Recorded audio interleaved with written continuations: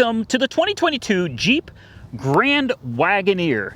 This is the big boy. They start out at a Series 1 in the high 80s, low 90s. This one is a Series 3, and it is pretty well maxed out. And this one ran $112,000 MSRP. I had to pay $2,000 over invoice, so I ended up getting it for $114,000. It is more than I swore I would ever spend on a vehicle, and I have not regretted a single minute of it. Now, before I jump into this any further, it's important to know that I have driven this 586 miles.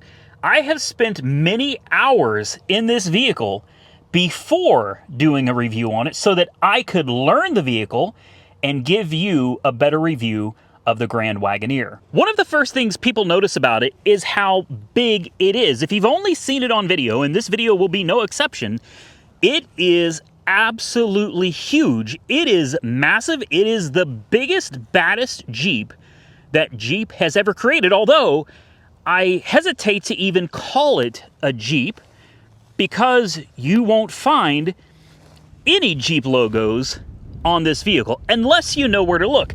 Thanks to watching Doug DeMero's review of this very vehicle, I was able to find one place on each side that says Jeep right there on the mirrors where nobody would ever see them.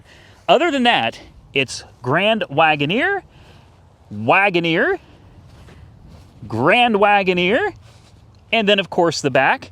It also says Grand Wagoneer, and last but not least, the wheels say Wagoneer.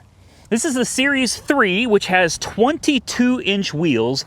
They're absolutely huge. This thing also has a really cool feature where you stick your foot under it and back up, and it will open for you. These are all-wheel drive. This is called Quadra Drive 2, and we will start looking at the interior now.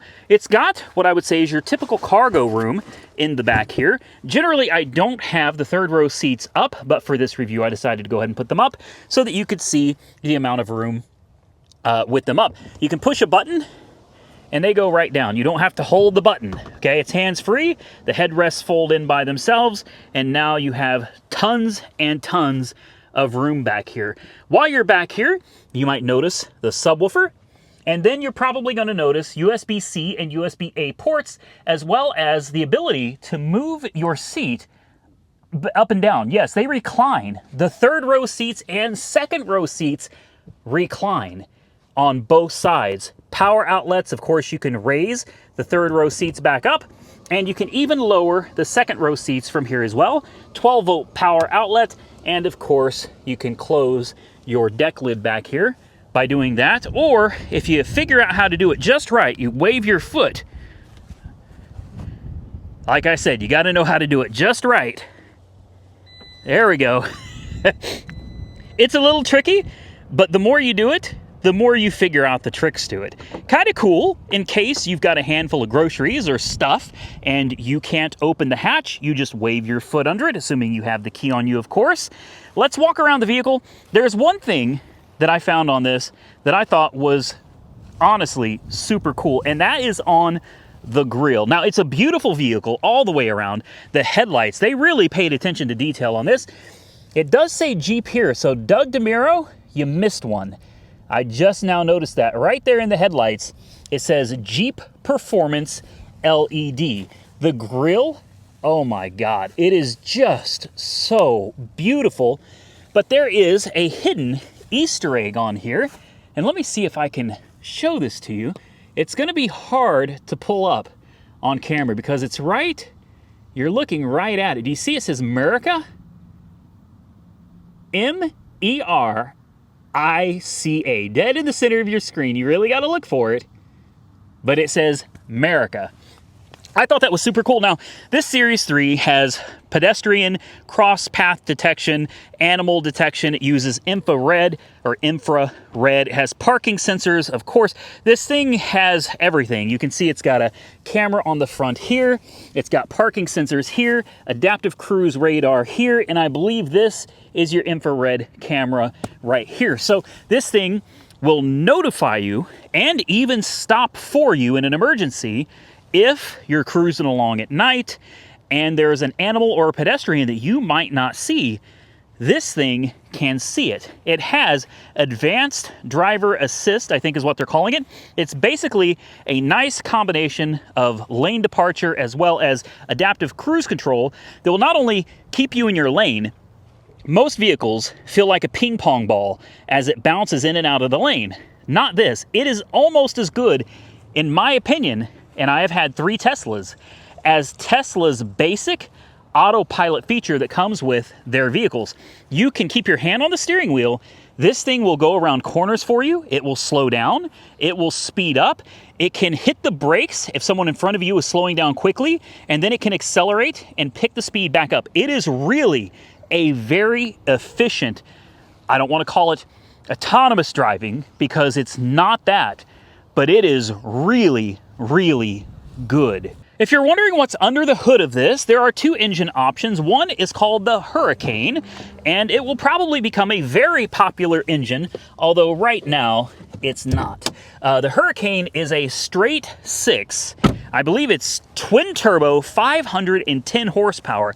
Personally, I would avoid that engine at all costs because it is new technology. It is a new engine, and I prefer to stick with the old pushrod 6.4 liter rather than jump into some new technology.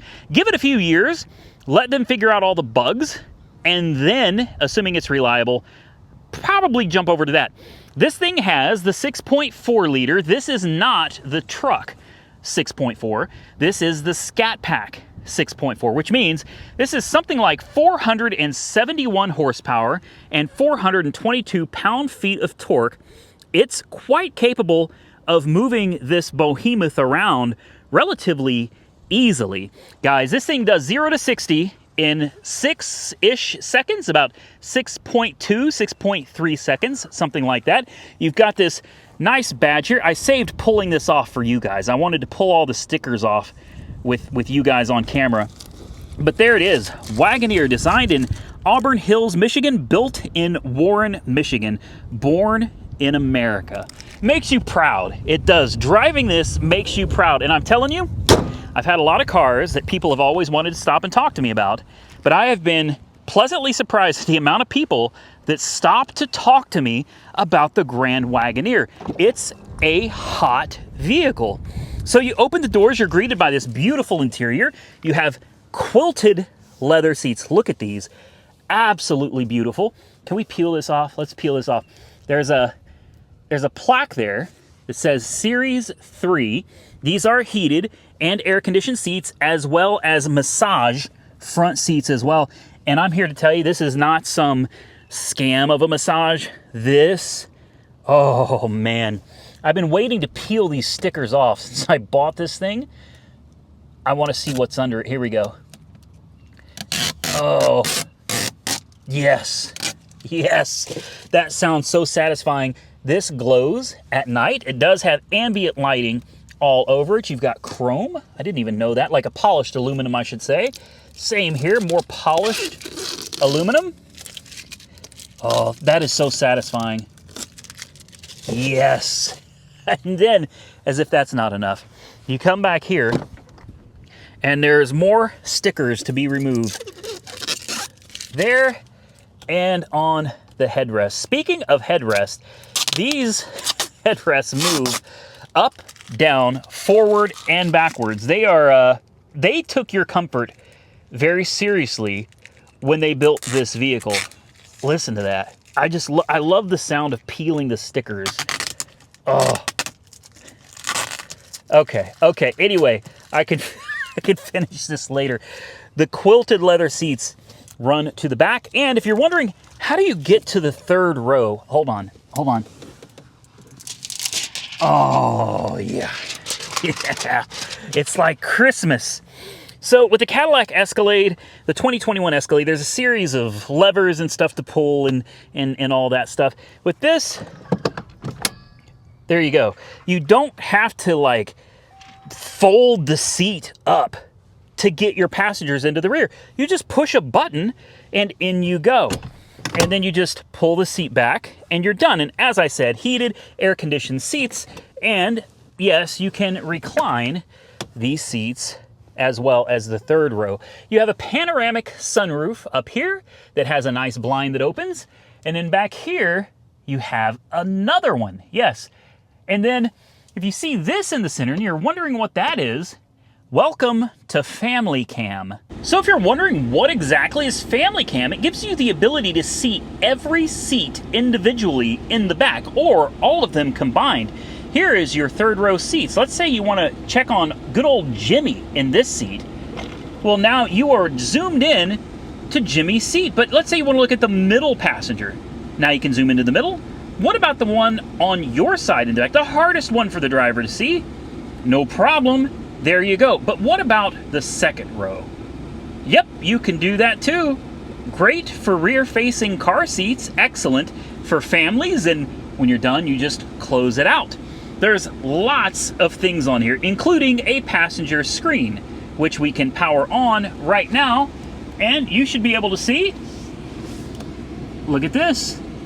Yeah, you can watch TV, you can do navigation. The passenger can do all of this themselves. Listen to their own music. Are you kidding me? And as soon as you move this way, you can no longer see the screen. Obviously, it's illegal for a driver to be able to watch a movie while they're driving. So they put a privacy screen on it. When you're in the passenger seat, you can see it just fine. But as soon as you're over here, it goes away. Lots of options, including dual zone cooled and heated seats, of course. There's your heated seat button up there, cooled seats here, heated steering wheel. This thing has about everything you could imagine, and I told you it has massaging seats. Well, you can adjust your seats in a multitude of ways. This also does climate control. This does your seats, lumbar up down, lumbar in out, back bolster, thigh bolster, massage. My favorite option, I think, of this entire vehicle is the ability to massage. You can set it to low, medium, or high, the intensity. Then over here you have waterfall, lower back, extend, low extend, and rock climb. This massager will change your life. On a hot day like today where it's 94 degrees in the evening, you have air-conditioned seats and a massage making your day better. Now, if you want to move this screen out of the way, push this button. The screen opens up. Lo and behold, behind the screen, you have a 12-volt DC port. You have USB A and C, aux port, and an HDMI port where you could plug in your PlayStation or your favorite game console, and you could literally play video games on this thing. Push it again. Down it comes. And I've been waiting so long to pull the wrapper off of this stuff, guys. I waited for you. There we go. Let's get that out of here. Yes.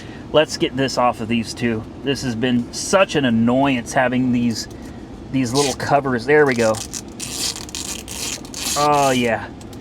And last but not least, this one right here. Get this out of here. Very, very nice. Now that looks right. Now while we're over here, you have different mode controls. This is going to be auto, sport, if you want to go fast, which this really doesn't go fast, but then snow, sand and mud, and rock. Then over here, you can adjust the height. You can lower it. It is on entire air suspension, this whole thing. Generally speaking, I just leave everything in auto mode. You put it in sport, the dashboard lets you know you're in sport mode, and it's lowered. If customizing your screens is something that you're into, you're gonna love this instrument cluster because it has a multitude of different screens that you can enter. There's your setup screen that shows your messages. There is your XM radio stations. There's your off-road capabilities right there. Map display, this is super cool. You can have your maps pull up right there on your screen. And if you look up just a hair, you might be able to see. You see right there in the center of your screen, it's difficult to see because of how bright it is, but there's a 0 there. That's the speed. It will also give you turn-by-turn directions and tell you what road you're on right there on the heads-up display, which I think is pretty darn cool. You can continue going and it gives you your fuel economy. Currently, I'm averaging about 14.1 miles a gallon. That's really not too bad considering how big this thing is. If you want to go for a more Corvette look, You can hold that button and it turns it into a spoiler looking gauge cluster there. Hold it again, turns it back to normal. Night vision, I told you earlier, it does have night vision. Give it a second and it will come on, although it's not going to do much good in the daytime. It shows things basically in black and white. White is hotter, black is cooler. It works wonderful at night, and you can see that on your screen while you're driving. This is your lane keep assist. I don't use that very much, but if you push this button right here, this will give you active driver assist. Lane detection limited because I am sitting in the grass. We'll go ahead and turn that off as it is not needed. Of course, you've got all your steering wheel controls beautifully laid out, and the wood all over this is real. This is not fake wood. This is all real wood. Everything you see is real. You've got that aluminum foil type inlay, and it is absolutely beautiful. The attention to detail in this thing is just ridiculous. You've got copper stitching all over the place, and I think it just looks premium. And of course it should. For the price tag, you're going to expect to get your money's worth. The stereo system is, of course, Macintosh. It's not going to zoom in, and that's fine. It's got a heck of a stereo system, and they are very proud to tell you all about it everywhere. Now, another one of my favorite features lies under here. I spend a lot of time filming out in the heat, and I get thirsty, so it's really nice to have a refrigerator. This is not some gimmicky type of refrigerator. This is literally ice cold water and an ice cold Coke. And if you look down in there, you can see frost. Look at this. This is ice and frost. Okay, like I said, not a gimmick. This is the real deal. It's nice and insulated, so when you close it up, it keeps it in there, keeps it nice and cool, even when you shut the vehicle off. Now, optionally, you can get this with a lockbox safe that has a keypad in case you wanted to store some boom booms or some bang bangs or something like that in a discrete location that somebody else could not get to. You could have that instead. Personally, I would rather have the cooler. There's about 1,000,001 cool features on this truck that I could show you guys, and I still wouldn't be able to cover them all. Another one that I think is really awesome is the turn signals. You see how they don't just flash on and off. They dance away and come back. See how it just fades away? It kind of goes from this side and fades off. Those LED projector lights, absolutely beautiful. And the back does the very same thing. Typically, when you walk up to this vehicle, the running boards will extend for you. It knows by proximity sensors when you are near. Take a look at this back here. The sequential, look at that. Starts here and just kind of fades away that way. Absolutely beautiful. I'm telling you, when it comes to detail, Jeep really spared no expense building this thing. It is an absolute statement. When you roll up somewhere, people can't help but notice it. And it's hard to believe, no offense to Jeep, but it's really hard to believe that Jeep built this. Now, aside from the aesthetics, aside from the comfortability, and I'm here to tell you, driving this thing is like driving nothing I have ever experienced in my lifetime. I never thought I would be into a big SUV type thing like this, but I'm here to tell you, I absolutely am. As I said earlier, I swore I would never spend this kind of money on a vehicle. Definitely not an SUV. I always thought I would be in a Huracan or something for the price tag on this. And I'm here to tell you, I am quite happy that I'm in this instead. This is a very capable, huge vehicle, and it makes driving enjoyable again. I enjoy getting out, even in traffic. I love taking this thing out and driving it. It has an independent rear suspension. It's basically built on a half-ton Ram pickup truck frame, but it drives like nothing I have ever driven before. It takes the driving experience to a whole new level. Now, one of the reasons I decided to make this video was not to brag or boast about my expensive SUV. Absolutely not. I made it because I watched a video of Doug DeMaro's when I was considering buying one of these, and it was a good, in-depth, detailed video. The problem was there was a few things missing that I didn't know about that could absolutely change your mind if you're on the fence about buying one of these. First, we're going to do a screen count in this particular truck. Let's see how many screens we've got in this one. Starting with the obvious, 1.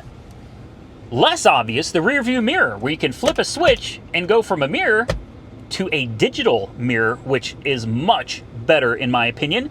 2, 3, 4, 5, and then last but not least, number 6 in the back. And you can have 8 screens if you get the optional screens for the back seat, which I don't need, so I did not get those. So I want to get into the things that could change your mind if you're on the fence about buying this. But first, I think it's important we compare this vehicle to something just like it, except from its biggest competition, Cadillac. Let's go take a look at a 2021 Cadillac Escalade that oddly enough was just traded in on a 2021 Grand Wagoneer. So one thing that I think is important when you're doing something like this review is to try to compare it to its biggest competitor. And I think the 2021 Cadillac Escalade would be as close as we're going to get to the biggest competition to the Jeep Grand Wagoneer. Now, there's an interesting story on this one. The owner of this actually got rid of it so he could buy a Grand Wagoneer.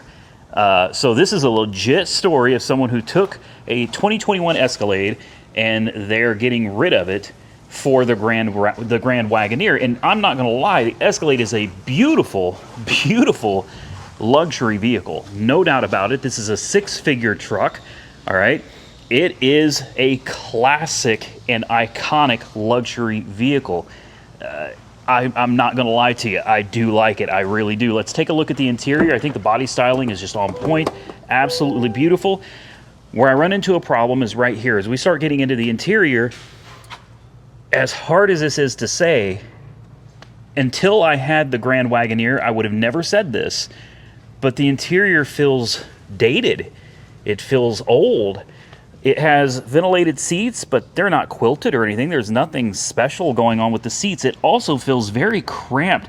There's so much stuff everywhere that it feels like when you get in, and I know it's dark, forgive me, but when you get in, you feel like you're just kind of, you want to put your arm down, but you got stuff everywhere. Like, there's literally stuff everywhere. You got a screen here, you got a screen here. We'll fire it up real quick. All right, very nice instrument cluster. Not gonna lie, not gonna argue about that. Infotainment Center is nice. This is decent, but I mean, after being in the Grand Wagoneer, the materials on the interior, including the dash, it looks dated for a 2021. Oh, we gotta turn that off. Yeah, that's great. And the screen, come on. Okay, it's taking quite a while for the screen to come on. Another thing that there we go. Here we go. Yeah, it's nice, but it just seems kind of dated.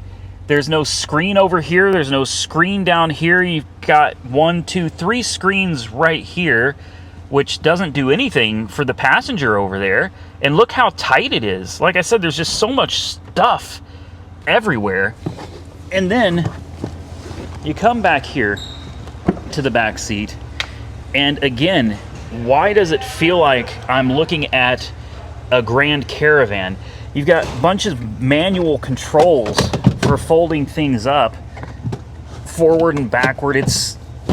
I don't even know how you get back here. I guess, okay, you do that, which, okay, not a big deal. Not a big deal. But again, look at, I know it's grainy. Let me see if I can clear that up for you a little bit. There we go. It's just not exciting. Also, you've got a panoramic roof here, right? But back there isn't one, whereas the Grand Wagoneer has a separate sunroof back there and the panoramic roof up here. Now, it does have screens back here, and mine doesn't. That is optional. You can have the screens for your Grand Wagoneer. Mine doesn't. Mine has the big center console in the middle here, which this just has a gaping hole in the floor. With a big screen on it, this one just has a couple buttons. So, not knocking the Escalade in any way, shape, or form. As I said, it's beautiful and I respect it. But I'm just being honest with you. The Jeep is bigger. The Jeep has more room. The Jeep has more technology, and it's by far superior, in my opinion. Yours, of course, will probably vary. Not dissing on the Escalade. I just want to make that point one more time. It is an iconic, beautiful luxury vehicle. Just my personal opinion. After driving the Grand Wagoneer over 600 miles and then stepping into this, it just feels old. Trailer brake controls, like down here instead of digital. Yeah, I don't personally care for it, guys. But anyway, I thought it was important before doing a review on the Grand Wagoneer to compare it to the competition.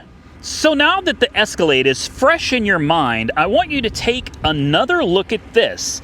Not everybody is going to love the styling of this vehicle. Doug DeMuro made it very clear that he was not really on board with the styling of this vehicle, and that's absolutely fine. That is subjective, and personally, I love it. Now, the Escalade is a classic, true, iconic luxury vehicle. It has been around forever, but I want you, while the Escalade is still fresh in your mind, to look inside of this one, and I want you to tell me your honest opinion. Do you think the Escalade beats out the Grand Wagoneer as far as the luxurious and spacious interior? That's a big deal to me. One of the issues I found in the new Escalade was that when you put your arm on the armrest, you ended up with your hand on top of a shifter. There were controls, there were all kinds of buttons all over the place, and your hand, there was nowhere to go but to put your hand on top of it. The armrest on this is over here. So when you're driving, you put your arm right here, your hand ends up, guess where?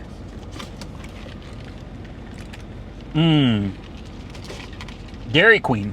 Your hand ends up right where it should be, somewhere over here where it's not interfering with any buttons. The layout of the screens, I think, is more intuitive. The buttons as well. This is far easier to understand and use when you've never used one before. The passenger screen is an absolute game changer, in my opinion, and I think the build quality just seems better. The materials just seem nicer, and everything seems to be laid out in a more intuitive manner than it is in the Escalade. Also, when I'm in this and I close the door, I don't feel like I'm sitting kind of tightly packed into this vehicle. Let me see if I can turn you around. It's not going to do you much good because you're not going to be able to really see anything, but I have ample room in this thing. An arm over here, plenty of room, an arm over here. You just fit better in this than in the Escalade. Now, here are some things that you might want to consider if you're thinking about buying one of these or if you're on the fence. Jeep has a program called Jeep Wave. You want to look that up because with the Wagoneer and the Grand Wagoneer, you get free maintenance. Check the website for details, talk to your Jeep dealer for additional details, but on the Wagoneer, you get 3 years of included maintenance. That means you don't have to pay for oil changes, tire rotations. They take care of that. On the Grand Wagoneer, it's 5 years. Can you imagine 5 years? Oil changes, tire rotations, they take care of all of that for you. That is something Doug DeMuro did not mention, and I think it's highly important to mention that because, to my knowledge, Cadillac, nor BMW, nor Mercedes offers anything like that at all. And if you're looking for a business expense, look no further. This is great. You're talking about, for a fully loaded version, $114,000-ish, 112 MSRP for this model. If you can get it without paying 10 to 20 over MSRP, you're looking at $112,000 to $115,000.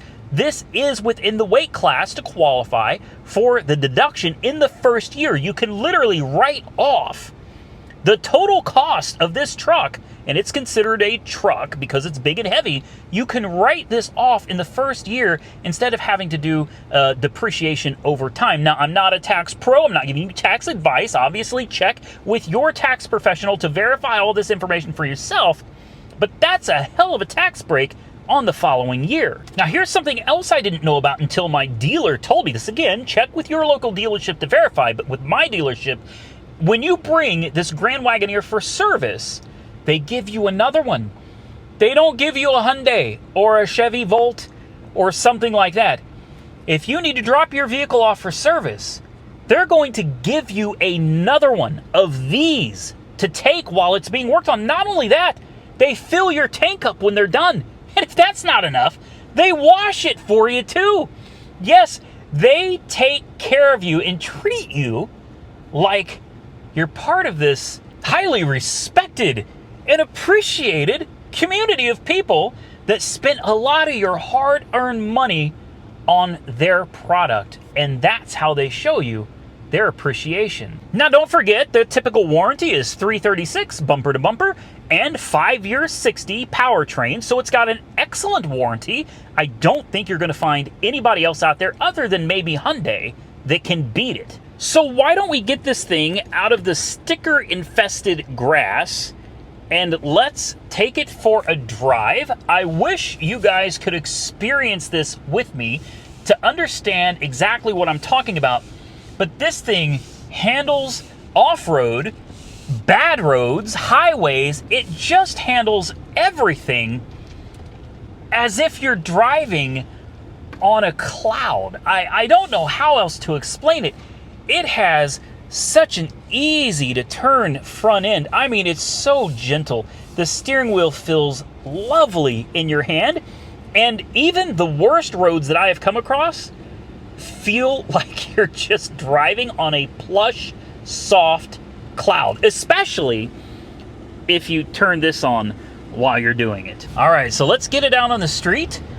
And I'm sure a lot of people are wondering, being that this is such a big, heavy vehicle, does it have good pickup and go? It really does. It really does. It gets up and goes without a problem, has no issue keeping up with traffic, or if you choose to, passing traffic that's going too slow for your liking. This is not a very good road.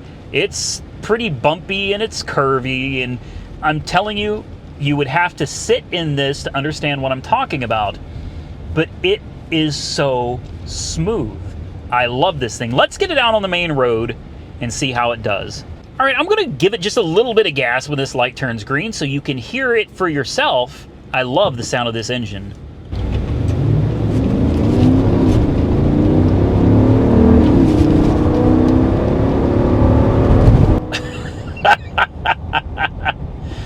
It sounds like a Hemi. I'm sorry, I don't care how much horsepower they can cram into a straight six. I don't care if they do call the engine a Hurricane. No, there is nothing that's going to beat that natural sound of a V8 Hemi engine.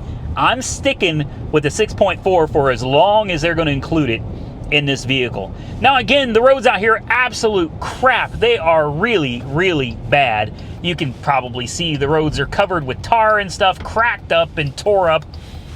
But regardless, you don't feel like you're being beaten to death. Then I've got a lot of cars, and I'm here to tell you, out of all of them, out of every car I've ever owned, every car I've ever driven, and there are probably well over 600 of them, nothing has ever felt so natural to drive. And Doug DeMuro made a great point when he said that this thing drives smaller than it really is.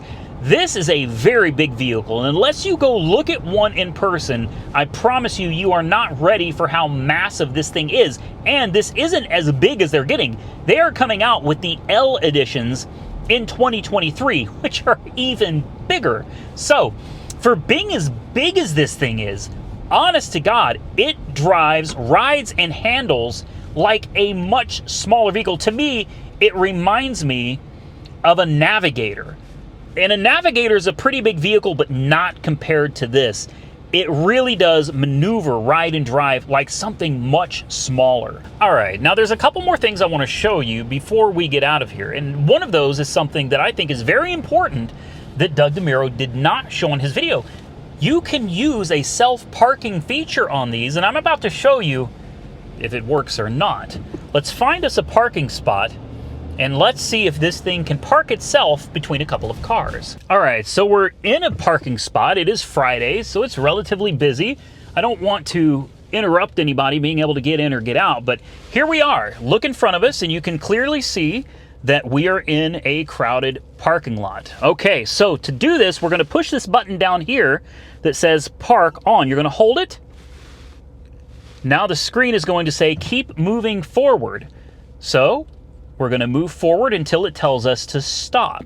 All right, I'm not going to go too fast. I'm going to keep it at a pretty slow pace. There we go. It says stop. All right, we're going to tell it to park. It's going to ask if we want to back in or if we want to go forwards. And I'm going to make it complicated, so I'm going to tell it to reverse. You got to hold this and remove your hands from the wheel and pray to God that it knows what it's doing. I still get nervous. I'm not gonna lie. Oh my. Ooh, that's close. That's close. That's real close. Woo! Are you serious right now? Oh wow. I hope it's not. I hope that's not what it's. I can't even get out. Okay, hold on. There we go. See, a car just came in front of us and it knew better than to go. Very nice. So it's going to go ahead and straighten itself out. It may not be the most pretty thing you've ever seen, but it does get the job done and it does work, especially if you're in a tight spot and you don't want to risk it. Let the car do it. If it hits something, you could just tell your insurance company and the police department that it wasn't you, it was your vehicle. Don't do that. I don't think you could legally do that. But what I'm saying is, it's quite capable of parking itself in places that you might not feel comfortable parking in because it is such a big vehicle. See, it's still trying to perfect it. It's getting it straight. And then we'll get out and we'll take a look and we'll see how good or how bad it did. I think it's done. That should be it. That looks great. Here we go. Complete. Release the Park Sense button. And we're done. Let's go outside and see how it did. I want to make it very clear that even though I'm pointing out some things that I think Doug DeMuro missed, I'm not dissing him at all. In fact, his video is the one that I went to when I was trying to make a decision on whether I wanted to buy this or not. And it was a great video. I enjoyed it thoroughly. But now that I've had time to own one and really spend hours and hours driving it and getting to know it, I wanted to make sure I filled in some of the things that I think were left out that, in my opinion, are important. And even though I was not on the fence about buying this vehicle at all, if I was, these things could have been the difference between me buying it and realizing how much I loved it, or buying something else and missing out on the amazing experience of owning this magnificent luxury vehicle. As you can see, it parked absolutely perfect. I don't think I could have backed it up that straight, to be honest with you. And as I said, it didn't do it very eloquently, but that's not the point. It doesn't have to be pretty.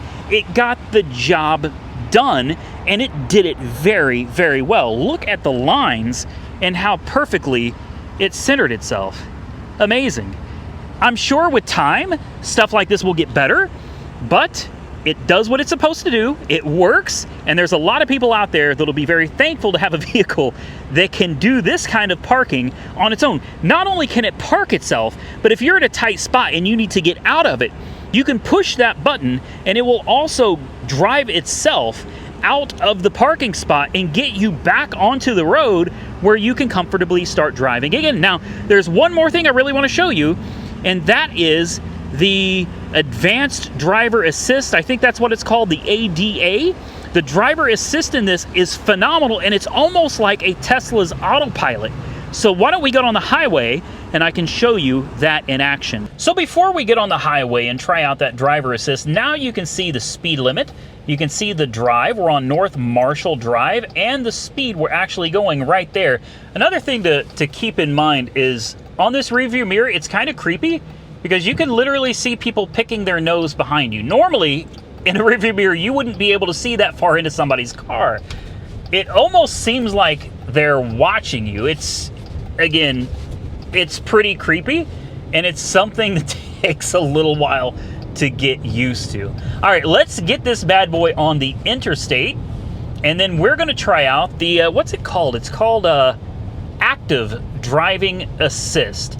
Basically, a glorified adaptive cruise control system. It's way better than that, but we'll call it adaptive cruise for now. All right, here we go.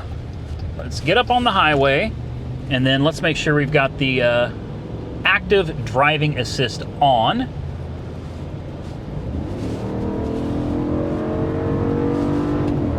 Oh man, boy, she gets it. Now we'll go ahead and set it. Active driving assist is now set. Now what I want to show you is my hand is of course on the wheel. If you take your hand off for any length of time, you will see a steering wheel down there turn orange. As soon as I put my hand back on, it turns green. If I take my hand off, it turns orange. So you do have to keep your hand on the wheel, guys, and we are going well over the speed limit at this point. So what I'm going to show you is that I'm going to take my hand off of the wheel, and she will keep herself in the lanes without bouncing you around like a ping pong ball from one lane to the other. Now, yes, it's going to get angry. Put your hands on the steering wheel. Now, I know a lot of newer cars have this kind of technology, but there's a lot of cars that don't. And in my opinion, this takes it to just a whole nother level. This isn't just bouncing around between the lanes, swerving back and forth. This can slow down for you. It can speed up for you. It can emergency stop for you, and it can hit the gas after you've stopped and start going again. As you can see, we're coming up on a vehicle in front of us, and she's slowing down on her own, and I might add, it's doing it very gracefully. Very gracefully. Now, you will have to change lanes yourself. It's not going to do that for you. It said driver override. But I think one of the best parts is, if we could find a curve to go around, I could show you how I can take my hand off the wheel, and it can negotiate some pretty dang good curves, not just slight ones. It can handle some pretty aggressive curves too, but it does have its limitations. There are some curves that it just can't handle, and I would highly recommend never, ever, ever driving with your hands off of the wheel. You should always be prepared to take over in the event the car cannot handle a certain situation. It's all computer technology, and things absolutely can go wrong. I'm going to drive around a little bit and try to find us a curve, and I'll come back so I can show you how this thing manages to maneuver around it. We're coming up on a relatively soft curve up here, but I just wanted public service announcement. This guy right here is in the fast lane with no cars in front of him. Guys, if there's nobody in front of you, you should probably move out of the fast lane and get back into the slow lane. There you go. Now, it's going to negotiate this curve coming up ahead of us. I'm going to show you the wheel. I'm not touching it. Let me put my finger on it because it's complaining. All right, but look. We're going around a curve, and the truck is going to be able to negotiate it itself. Again, you got to keep touching the steering wheel or it's going to throw a fit. This is not intended for you to just let it drive on its own. What you can do, though, is you could just put your hand up here, and that's as good as it needs. It just needs you to touch it. You could put your hand here and let it negotiate the curves and everything on its own. When you need to turn, you just turn on your signal, and it gives control of the steering wheel back to you.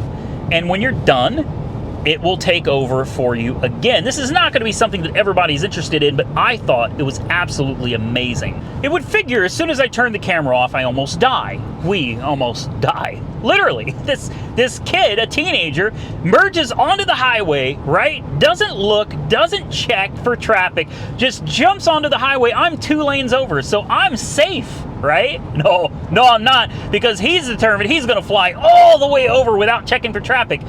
And he about ran right into us. I slammed on the horn. He freaked out, overcorrected in the other direction. I'm telling you, he about lost it. That teenage boy almost ended it today. He really did. Kids, You probably shouldn't drive on the highway. I feel, man, you can't drive like that if you plan on living a long time, guys. Okay, here we come up on a curve. Let's do this one. All right, this one is a little bit better. Hopefully you guys can see the curve, and hopefully the steering wheel will start turning itself as we start approaching it. I got to keep touching it, though. Can you see the curve? We are going around a curve. The steering wheel is tilting a tad bit to the left. Not much. Yes, I know. Thank you. We are absolutely going around a pretty good curve right now, and she's doing it all on her own. Again, maybe not as impressive to some of you as it is to me, but the fact that it can keep this thing between the lanes and negotiate turns and curves, I think is just, it's super impressive. It really is. And it does it almost better, I would say, than a Tesla. And I've had a few of them, so I can actually say that. Okay, that, I think, is about it for the review of this vehicle.